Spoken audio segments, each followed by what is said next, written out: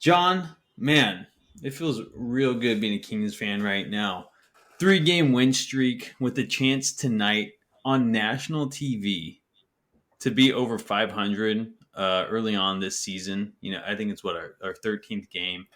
They're 6-6 at the moment. So, I mean, it sounds so like a small goal or, a goal or other franchises, like whatever. But man, the Kings aren't usually above 500 this early on or at any point in the season. And just to have that on national TV and, the Kings are getting a lot of hype right now. And, it just feels so exciting right now. It's such an exciting time. Six of their last 8.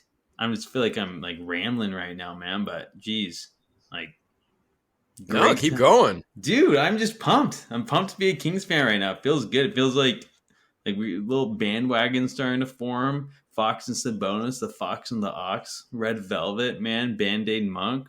Jeez, the Beam, man, that The Beam. Ever since we, since the Kings, put out that Beam, man. They just keep lighting it up. It feels like.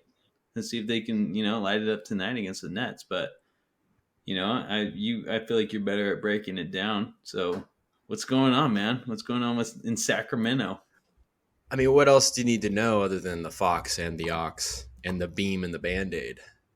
Um, these guys have been playing really good basketball, and we were saying it last week. Obviously, they were showing it, and they had just come off that really ridiculous loss. It was the second game against the Warriors, which was last week, and upward trajectory was kind of like the theme of that. It's like regardless, they're losing a game like that, like still, like they probably could have won that game. They definitely should have had a chance to go to overtime.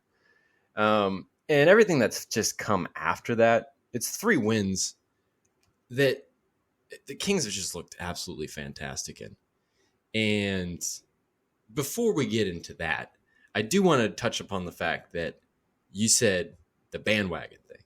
And this team just seems like the perfect candidate to be what I would call bandwagon royalty.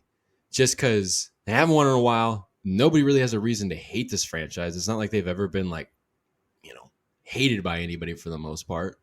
They never really, quite frankly, they've never really had a stretch good enough or long enough to be hated. But, it just seems like the perfect opportunity. Small market kind of, and a lot of guys that you can like on this team. And they play the right way. And Mike Brown's doing the right thing. It seems like pulling all the right strings so far as head coach. And it just seems like the perfect candidate. It seems like, I don't know, it's like I'm a Niner fan, but even when the Niners were kind of good under Harbaugh, you could see the Seahawks, like, you're like, oh no. And everybody got on that bandwagon. Because the 49ers, you can't get on their bandwagon. They were good for a long time. They haven't won a Super Bowl in a long time. But, they have that kind of like, they're already kind of a prominent franchise. The Seahawks, like, what the hell have they really ever done? Except when Holmgren took them to the Super Bowl.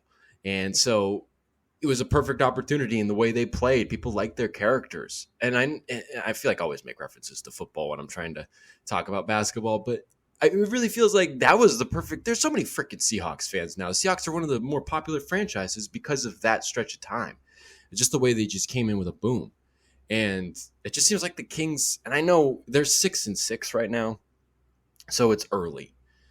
There's a lot of time to go. Anything can happen. But it just feels like, man, we kept saying upward trajectory. We kept saying they were playing the right way from the beginning. We kept saying that they came in with connections and good vibrations, as they like to say, good vibes, all these things. And it's been one thing falling on top of another, productively. Everything's kind of kind of like everything that we've been told, everything that we've kind of anticipated is kind of coming true. And again, it's early, but it's like, man, you can't help but to picture what can happen.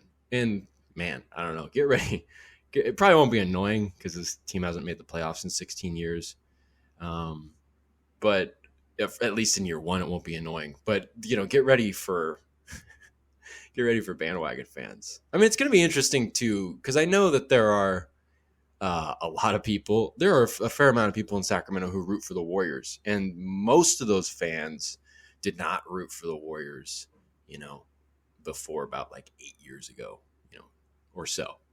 So, it's like one of those things where just maybe get ready for it. But that obviously shouldn't ruin the fact that they're playing just masterful basketball.